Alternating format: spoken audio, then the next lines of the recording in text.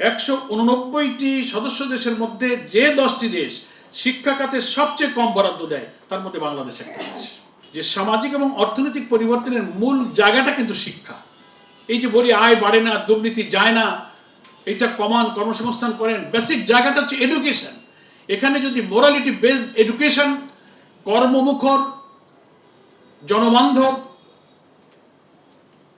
এরকম শিক্ষায় যদি জাতিকে গড়ে তোলা যায়, সেখানে যদি বাজেট বরাদ্দ বাড়ানো যায়, তাহলে যা আমি বিনিয়োগ করব তার থেকে কত গুণ কিন্তু আমাদের এই জনশক্তি, জনসম্পদে পরিণত হয়ে তারা আর্ন করবে।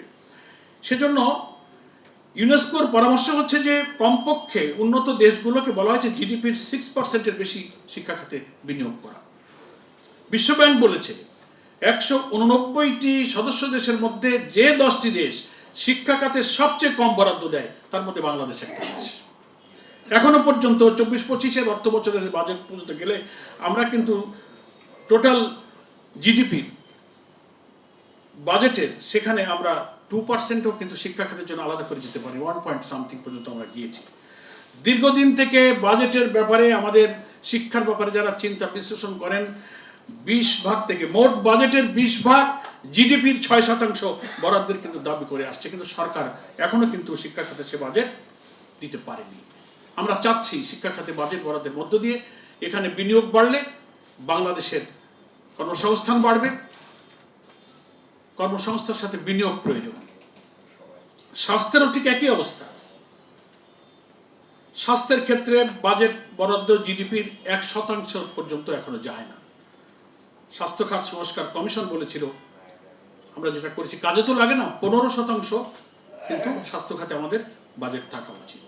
কৃষি স্বাধীনতার পর যে খাতে দেশের অর্থনীতিতে কিছুটা প্রাণ সঞ্চার করেছে সেটা হচ্ছে কিন্তু কৃষি।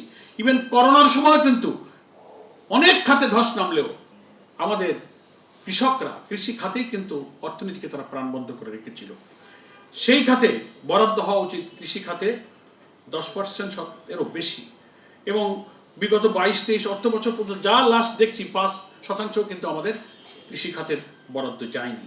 সামাজিক সুরক্ষা, সোশ্যাল সিকিউরিটি একটা গুরুত্বপূর্ণ খাত।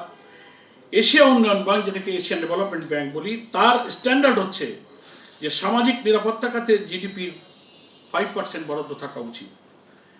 এশিয়ান ডেভেলপমেন্ট 2020 সালের যে প্রতিবেদন দিয়েছে সেখানে গরিবদের চেয়ে ধনীরাই সামাজিক সুরক্ষা খাতে বেশি বরাদ্দ পায়।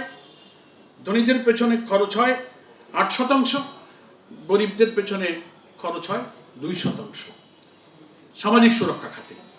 এই যে বাজেট তৈরি করার ক্ষেত্রে মাথাপিছু জিডিপির এইসব শতাংশগুলো গুরুত্বপূর্ণ জায়গায় আমরা দিতে পারছি না।